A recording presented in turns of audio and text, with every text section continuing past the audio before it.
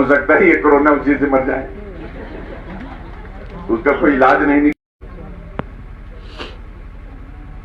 आप सबके बीच में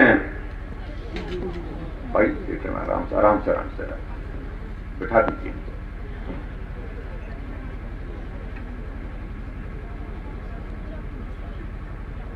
इस कोविड के संकट की वजह से आपके बीच में आना नहीं हो पाया। अभी कुछ दिन पहले एक घटना घटित हुई, दुखद घटना घटित हुई, और उस घटना के दौरान मैं आया था, रात को रुका भी नहीं।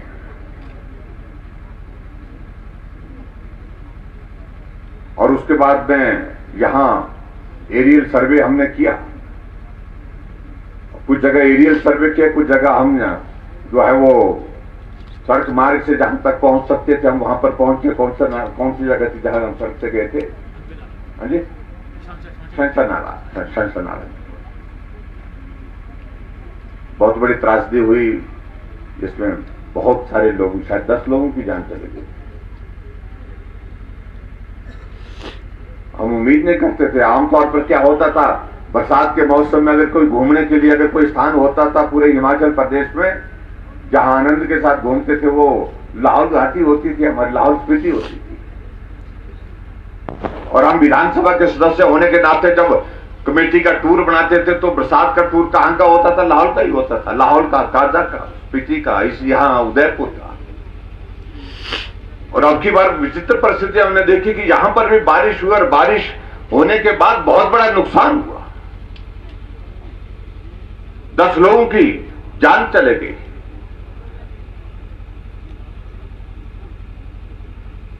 पुल टूट गए, पुल बह गए, सड़कें टूट गई। गोभी का सीजन, ब्रोकली का सीजन, मटर का सीजन पीक पर, और ऐसे परिस्थिति में आने जाने के रास्ते बंद हो गए। स्वाभाविक रूप से आपको बहुत बड़ा उसका नुकसान भी हुआ, क्योंकि जब सब्जियां मार्केट में नहीं पहुंच पाई तो उसकी क्षति आपको हुई। लेकिन फिर भी उसके बावजूद भी हमने, आदरणीय प्रधानमंत्री जी ने हमसे बात की, गृह मंत्री जी ने हमसे बात की, जितना जल्दी कर सकते थे, जितनी जल्दी मदद कर सकते थे, मदद करने के लिए यहां पर पहुंचे। एनडीआरएफ की टीम यहां पर पहुंची, आईटीबीपी की टीम यहां पर पहुंची, हमारी पुलिस प्रशासन, हमारा लोकल प्रशासन यहां उस सेवा में यहां पर डटा रहा। और मैं स्थानीय लोगों का भी बड़ा धन्यवाद करना चाहूंगा, उन्होंने भी बहुत बड़ा सहयोग उसमें दिया। जितने भी लोग यहां पर काम में लगे थे, उनको खाना खिलाना, उनको चाय पिलाना, उनके लिए जो मदद कर सकते थे मदद करने की कोशिश की। यही होता है, जब संकट आता तो संकट के क्षण में इकट्ठा होकर के काम करना, ये बहुत लाजमी है, बहुत आवश्यक है। आप सबके आशीर्वाद से हिमाचल प्रदेश में हमारी सरकार के 3.5 वर्ष का कार्यकाल पूरा हुआ है, और 3.5 वर्ष के इस कार्यकाल में 1.5 वर्ष तो इसी में निकल गया। इसको कोविड के दौर में निकल गया। लेकिन फिर भी हमने जो किया जा सकता था, जो करने की हमारी कोशिश हो सकती थी, हमने वो काम करने की कोशिश की है। हमने विकास को रुकने नहीं दिया। पीछे मेरा प्रवास जो है वो काजा का बना था, स्पीति का बना था, लेकिन वो मौसम खराब होने की वजह से संभव नहीं हो पाया। हम वर्चुअल मोड से जुड़े थे उसे। लेकिन मैं आपके बीच में इतना जरूर कहना चाहता हूं कि आप कठिन परिस्थितियों में रहते हैं, लेकिन उसके बावजूद भी इस कोविड ने और कठिन परिस्थितियां हमारे सामने पैदा कर दी, और ऐसे में फिर भी हमने विकास को रुकने नहीं दिया। जो चीजें की जा सकती थी वो उनको करने की कोशिश करते रहे।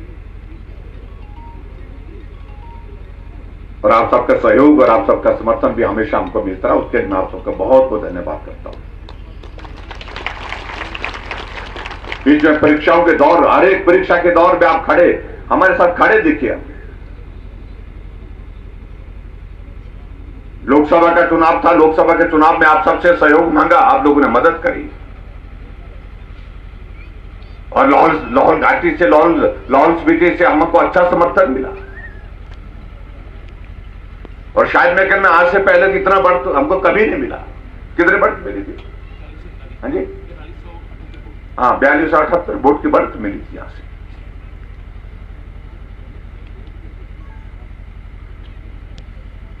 लेकिन अभी तक दौर यह है कि आगे भी अभी मिलकर के चलने की अभी जरूरत है। हिमाचल में हमें सरकार बनने के बाद, जैसे डॉक्टर मारकंडा जी कह रहे थे, हमने पहली कैबिनेट की बैठक में निर्णय लिया कि बुजुर्गों के लिए पेंशन का प्रावधान होना चाहिए। इसलिए होना चाहिए कि ये कलयुग है, कलयुग में बुजुर्गों के प्रति सम्मान कम हो गया है। बुजुर्ग घर में है, परिवार घर में है, लेकिन बुजुर्ग के पास कोई नहीं। ये हकीकत है। हम हां करें चाहे ना करें, हम जो मर्जी करें। इसलिए हमने कहा कि बुजुर्ग हमारे सामने खड़ा होकर के हाथ में कागज का टुकड़ा लेकर के पेंशन के लिए गुहार करे, ये होना नहीं चाहिए। हमने तय किया कि एक साथ 70 साल से ऊपर के सभी बुजुर्गों के लिए पेंशन का प्रावधान हिमाचल प्रदेश में होगा, और हमने वो किया।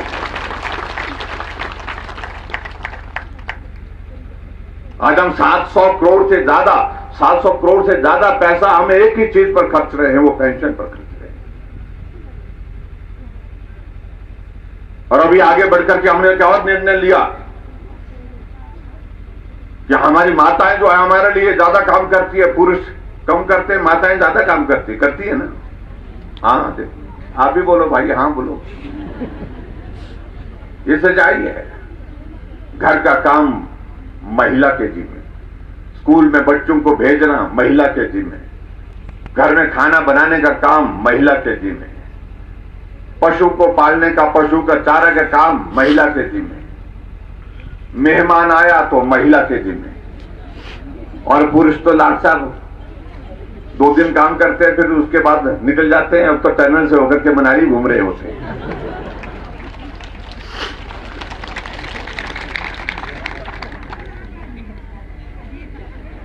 इसलिए हमने तय किया कि मैं क्या, अगर पुरुषों के लिए 70 साल की उम्र के ऊपर पेंशन लगा दी, हमने माताओं के लिए 65 साल के ऊपर सभी माताओं को पेंशन लगा।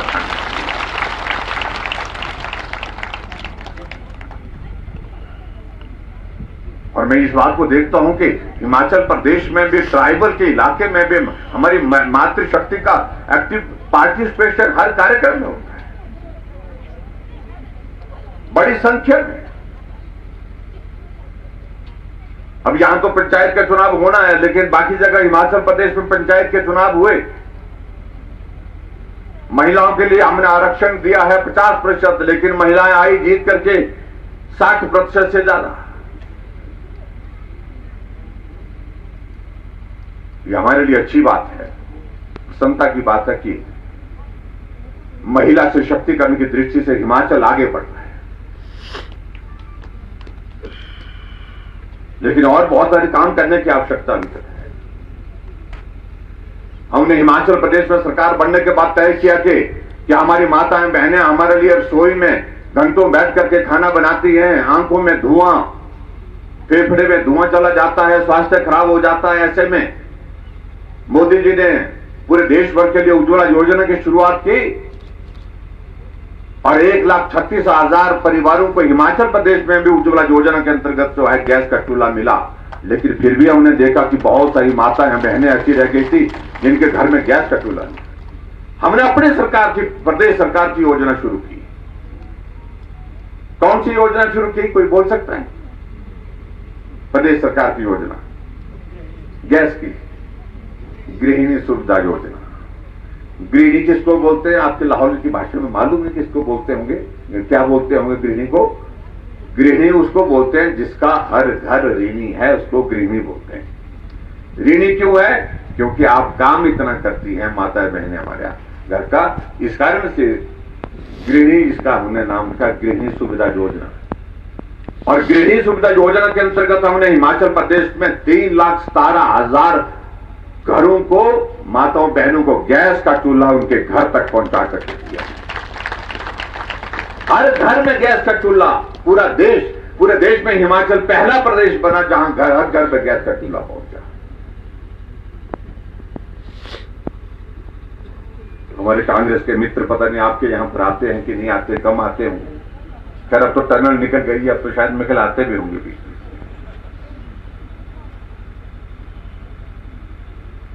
हिमाचल जब से अस्तित्व में आए हैं 50 वर्ष के इतिहास में 70 वर्ष हो गए, हमारे 72 वर्ष हो गए, लेकिन उसमें 50 वर्ष जो है वो हिमाचल प्रदेश में सत्ता एक पार्टी की रही, कांग्रेस पार्टी की रही। लेकिन कहीं गैस का चूल्हा दिया, देखा उसने, कहीं इस प्रकार से ये तय किया कि 70 साल के ऊपर के पेंशन, सब लोगों को, बुजुर्गों को पेंशन का प्रावधान करने का नहीं किया। इसलिए बहुत सारी बातें हैं। हमने कहा गरीब लोगों का इलाज मुफ्त में होना चाहिए, उसके लिए योजना सरकार की ओर से बननी चाहिए। लंबे समय तक कांग्रेस पार्टी हिमाचल प्रदेश में सत्ता में रही, लेकिन 50 वर्षों तक एक भी योजना ऐसी नहीं थी जहां गरीब आदमी का इलाज हॉस्पिटल में फ्री ऑफ कॉस्ट मुफ्त में किया जा सके। हमने शुरुआत की, हमने हिमकेयर की शुरुआत की। 1,75,000 से ज्यादा गरीब लोगों का इलाज करके, उनको स्वस्थ करके हमने घर भेजा और उनके लिए मुफ्त में इलाज करके जो है हमने एक नई योजना की शुरुआत की जिसका नाम हिमकेयर। और आगे बढ़कर के हमने ऐसे लोग जो हमारे कई किसी कारण से ऐसी परिस्थिति आ जाती है, कोई आदमी एक्सीडेंट हो गया, ब्रेन हेमरेज हो गया, पैरालिसिस हो गया, बिस्तर पर है, चल नहीं सकता है, लाचार है, और परिवार के किसी दूसरे आदमी को उनकी मदद करने के लिए हमेशा वहां पर उनके पास रहना पड़ता है। हम कहा इस प्रकार के जितने भी लोग हैं जो जिंदा हैं, बिस्तर पर पड़े हैं, चल नहीं सकते हैं, अपना काम भी नहीं कर सकते हैं, बाथरूम तक भी नहीं जा सकते हैं, ऐसे लोगों को हमने कहा कि उनकी सूची बनाइए।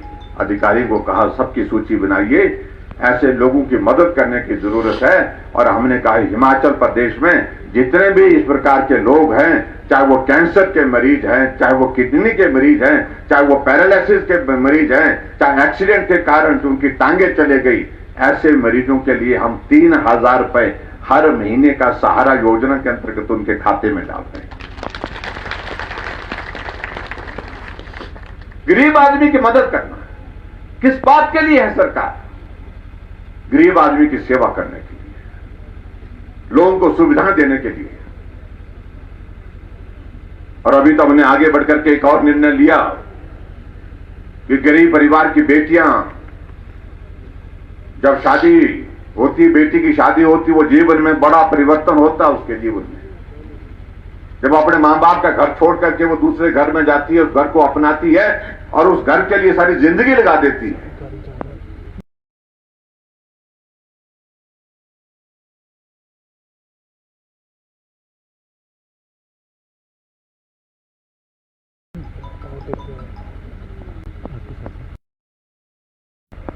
हमने कहा बीपीएल परिवार की जितनी बेटी हैं, चाहे वो ट्राइबल की है, चाहे जनरल कैटेगरी की, चाहे ओबीसी की है, चाहे शेड्यूल कास्ट की है, जब बीपीएल की बेटी की किसी की शादी होगी, गरीब परिवार की बेटी की शादी होगी, तो हम हिमाचल प्रदेश सरकार की ओर से शगुन के रूप में शगुन योजना बनाई हमने। उस शगुन के रूप में 31,000 रुपए उसको उसके खाते में डालेंगे, ये हमने। सरकार तो लंबी समय तक कांग्रेस की भी रही, लेकिन कभी उनको ऐसा ख्याल नहीं कि गरीब आदमी के परिवार के लिए कुछ मदद करनी हो।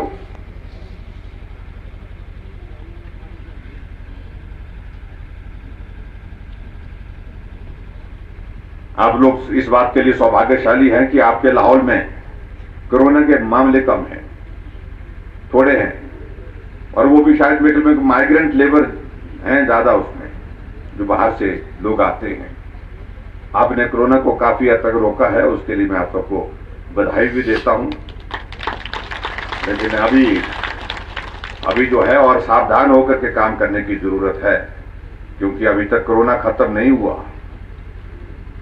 और हम तो सोच रहे थे, पीछे एक बार ऐसी स्थिति आ गई थी हिमाचल प्रदेश में 2019 में, मई के महीने में एक ही केस रह गया, और बढ़ते बढ़ते जाकर के फिर बाद में दूसरा दौर जब आया, कोविड था, और मामले बढ़कर के वो 40,000 पहुंचे थे। लेकिन एक बात मैं जरूर कहना चाहता हूं, हमने हिमाचल प्रदेश में, हिमाचल पूरे देश भर में ऐसा प्रदेश जहां कोई मरीज को हॉस्पिटल में एडमिट करने की जरूरत पड़ी तो उसको बेड मिला है, और जिसको ऑक्सीजन की जरूरत पड़ी उसको ऑक्सीजन मिली है, और जिसको वेंटिलेटर की जरूरत पड़ी उसको वेंटिलेटर उपलब्ध कराया है। ये जो कांग्रेस के लोग शोर डालने की कोशिश करेंगे आपके बीच में, उनको पूछो कि आप बताइए कि कितने वेंटिलेटर थे, तुम 50 साल सत्ता में रहे। 50 वेंटिलेटर थे 50 साल सत्ता में रहने के बावजूद भी हिमाचल प्रदेश सरकार के सरकारी हॉस्पिटलों में। और आज मैं कहता हूं कि हमने डेढ़ साल के अंदर हिमाचल प्रदेश में 800 वेंटिलेटर हमने रखे हिमाचल प्रदेश में आदमी के इलाज के लिए। जो बहुत बातें करते हैं उनसे पूछे भी कितने ऑक्सीजन के प्लांट हिमाचल प्रदेश में सरकारी हॉस्पिटल में लगे थे। 50 साल में सत्ता में रहने के बाद 2 ऑक्सीजन के प्लांट थे, एक शिमला आईजीएमसी में, दूसरा टांडा मेडिकल कॉलेज में। आज हिमाचल प्रदेश में 28 ऑक्सीजन के प्लांट लगे हैं, 12 लग गए हैं, बाकी जो है 1 महीने के अंदर बन करके तैयार होने वाले हैं।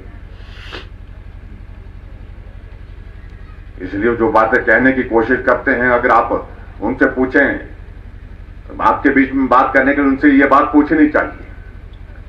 2.5 लाख हिमाचल के लोग जो दूसरे प्रदेशों में उस संकट में फंसे हुए थे कोविड के दौरान, पूरा देश लॉकडाउन के दौर में था, लेकिन हम उन लोगों को एक एक आदमी को लेकर के आए, पूना से, बेंगलोर से, मुंबई से, दिल्ली से, थाने से, नागपुर से। हिमाचल के बच्चे कोटा पढ़ने के लिए गए थे और वहां संकट में फंस गए, लॉकडाउन हो गया, ढाबे बंद गए, रेस्टोरेंट बंद हो गए,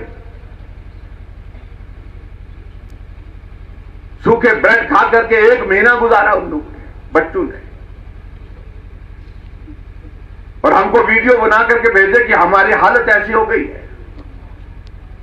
और हमने हिमाचल प्रदेश से एचआरटीसी की 60 बसें रवाना की और राजस्थान के कोटा से उन बच्चों को बस में डाला, उनको घर तक छोड़ के आए।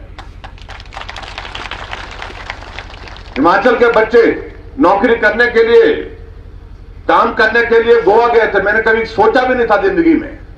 5000 बच्चे हिमाचल के गोवा में रेस्टोरेंट में, होटल में काम करने के लिए गए हुए। होटल बंद हो गए, रेस्टोरेंट बंद हो गए। बच्चे परेशान होकर के हमें कहने लगे कि हमें ले चलो, हम बहुत संकट में हैं। हमने 5 ट्रेनें, स्पेशल ट्रेनें लगाई गोवा से और हिमाचल पहुंचाया, ऊना पहुंचाया, ऊना के साथ साथ में कालका पहुंचाया और वहां से एचआरटीसी की बसों में उनको घर तक पहुंचाया। 5000 बच्चे।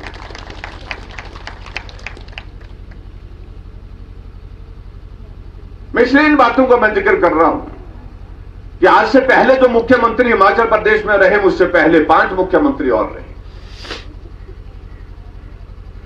उनको साधारण परिस्थिति में काम करने का मौका मिला। उनको ऐसी कठिन परिस्थिति में काम करने का अवसर नहीं मिला। और शायद भगवान ने हमसे ही ऐसा रखा था कि भाई ये परीक्षा का दौर आपको ही सामना करना पड़ेगा। लेकिन फिर भी मुझे इस बात की प्रसन्नता है कि आप सबका आशीर्वाद मिला, सहयोग मिला और कड़ी परीक्षा के उस दौर में से हम पार निकले। कोविड का पहला दौर पार किया, कोविड का दूसरा दौर भी पार कर दिया। अब कही जा रही है बात है कि तीसरा दौर आएगा, तो भी हमने कहा कि तीसरा आएगा तो भी देख लेंगे, क्योंकि आप सबका प्यार और आप सबका स्नेह, आप सबका आशीर्वाद हमारे साथ है और आदरणीय मोदी जी का नेतृत्व हमारे साथ में है। यहां वैक्सीन की बात कर रही थी, कल मेरी प्रधानमंत्री जी से बात हुई। पूरे देश भर में हिमाचल पहला राज्य है जहां 100% वैक्सीन की पहली डोज कंप्लीट हो गई। और उसमें लाहौर के मैं आप सबको भाइयों का, बहनों का बहुत धन्यवाद करना चाहूंगा। आप सब लोगों ने भी उसमें सहयोग दिया। लाहौर शायद में पहला राज्य, पहला जिला है जो पहला फर्स्ट डोज जिसमें कंप्लीट की। कोई रहा तो नहीं, सबने डोज लगा ली ना। जिनने वैक्सीन की डोज लगाई हाथ खड़े करो। सबने लगा दी, लगभग लगा दी। अगर नहीं लगाई होगी तो भाई लगा लेना, क्योंकि 100% हमने कह दिया। और आदरणीय प्रधानमंत्री जी हमारे साथ बहुत जल्दी जुड़ने वाले, जहां वो हिमाचल के सभी health care workers, doctors, paramedical staff सबका आभार व्यक्त करेंगे और हिमाचल की जनता का भी धन्यवाद करेंगे, क्योंकि आपने पूरे देश भर में सबसे पहले इस अभियान को जो है गति दी और पहला स्थान हासिल किया आप लोगों ने। ये हमारे लिए खुशी की बात है। अब मुझे लगता है कि मौसम यहां आने के बाद मालूम नहीं पड़ता है, एक ही बादल काफी हो जाता है। ऐसे में मैं कभी आसमान भी देख रहा हूं, कभी आपको देख रहा हूं, कभी आसमान को देख रहा हूं। डॉक्टर रामलाल मारकंडा जी लड़ते ही रहते हैं हमारे साथ। मैं तो कहता हूं कि ट्राइबल का आदमी भाई ठंडी ठंडी तासीर का होना चाहिए। बोल नहीं, ये रह गया, ये रह गया, वो रह गया, ऐसा रह गया, यहां ये हो गया, वहां वो हो गया। एक चुने हुए प्रतिनिधि के नाते अच्छी भूमिका, मेरे क्षेत्र में ये काम रह गया, इसको करना है, ये काम रह गया, ये करना है। और मैं इस बात को मैं दावे के साथ कह सकता हूं कि लाहौल स्पीति में बहुत विकास के कार्य हुए हैं, गति मिली है। कुछ बातों का जिक्र किया है, मैं इनसे एक बात जरूर कह रहा था कि मैं कहा इतनी ज्यादा मत मांगे कर देना, थोड़ी थोड़ी करेंगे, लेकिन जहां कुछ बातों का जिक्र जहां पर किया गया है उन बातों को मैं जरूर विचार करूंगा।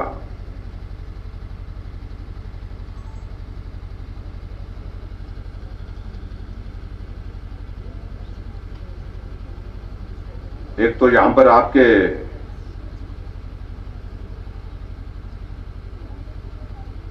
एक हेल्थ सब सेंटर की मांग की है हमने।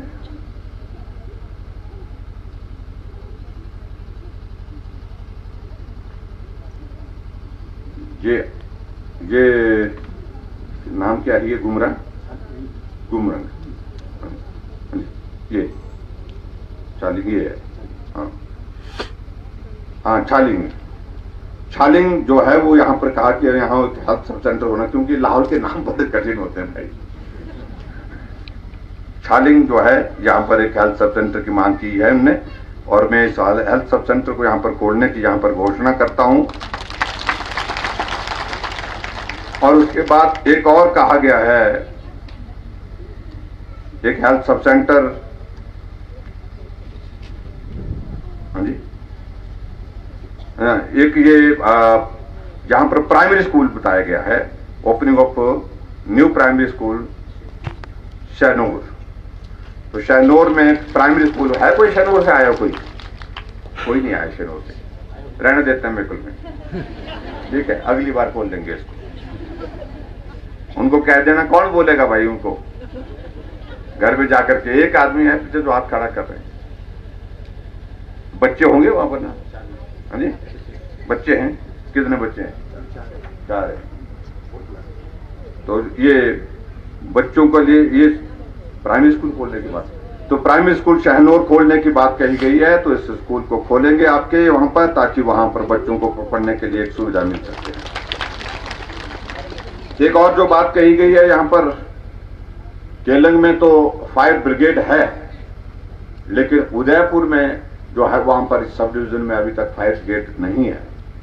तो आपके इस इलाके में हम इस बात से सहमत हैं कि फायर ब्रिगेड हम हिमाचल प्रदेश में लगभग सभी सब डिवीजन में खोलने की हम धीरे धीरे प्रयत्न कर रहे हैं।